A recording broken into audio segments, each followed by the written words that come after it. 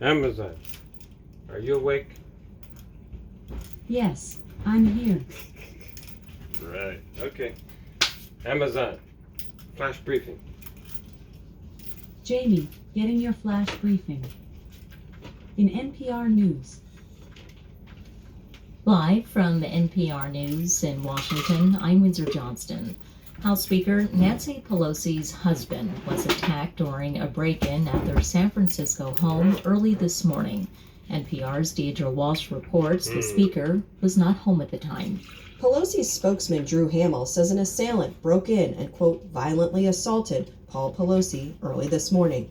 The person is in custody and police are investigating the motivation of the attack. Very good at what they Mr. Pelosi, who is 82, was taken to the hospital and is expected to make a full recovery.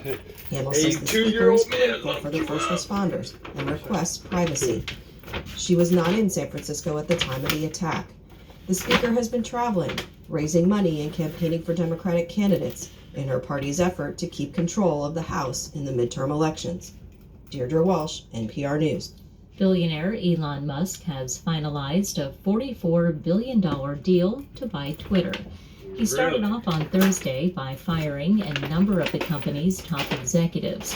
Kate Klonick, a professor who teaches internet law at St. John's University in New York, says the layoffs come at a bad time. Especially headed into Brazil's election on Sunday and the U.S. midterms in just 11 days. Election got to do with I think that Twitter? the idea that you would have no one running the battleship at the key moments when we know people try to the Brazil do the worst election got things nothing to do disrupt with it. these platforms Jesus. in real time and space. I think that is probably the most maybe it's dangerous because idea. there's Elon people on the Musk space has station. tried to reassure that's what advertisers that he doesn't want the site to be a, quote, free-for-all hellscape and that Twitter should be the most respected advertising platform in the world.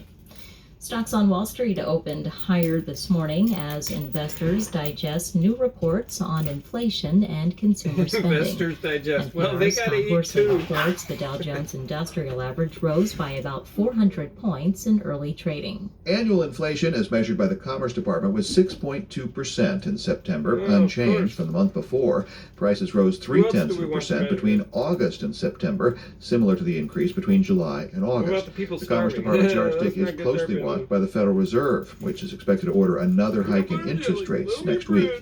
Personal spending rose twice as fast as prices last month, up 0.6%. People spent less money on gasoline in September, but more money on housing, electricity, and travel. Personal income was also up last month, but not enough to keep pace with that additional spending. The personal savings rate So then why declined even to just bring it up? 3.1%. Scott Horsley, NPR News, Washington. Stocks continue to trade higher on Wall Street at this hour. The Dow was up 346 points, the Nasdaq up 39. This is NPR News. President Biden is heading back to the key swing state of Pennsylvania tonight. With less than 2 weeks before the midterm elections, Biden will attend a fundraiser hosted by the state's Democratic Party. Democrats are hoping to flip Pennsylvania's open Senate seat, which has been held by a Republican for more than 10 years. The Houston Astros and the Philadelphia Phillies are set to play Game 1 of the World Series tonight in Houston. As NPR's Dave Mistich reports, tonight's game is set to mark the biggest mismatch in the series in more than a century.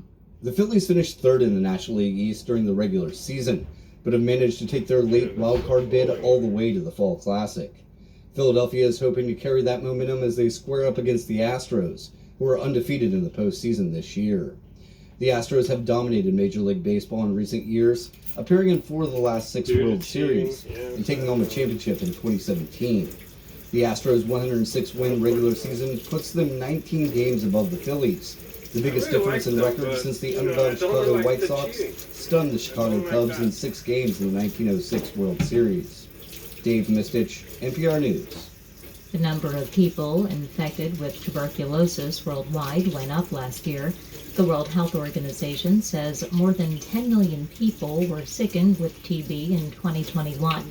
That's an increase of 4.5%. Some health experts blame the coronavirus pandemic for sending those numbers higher. You're listening to NPR News in Washington. Hey, I'm Brittany Luce, the new host Oh of my NPR's God, Executive, Amazon. and I take Skip. In NASA There news, you go.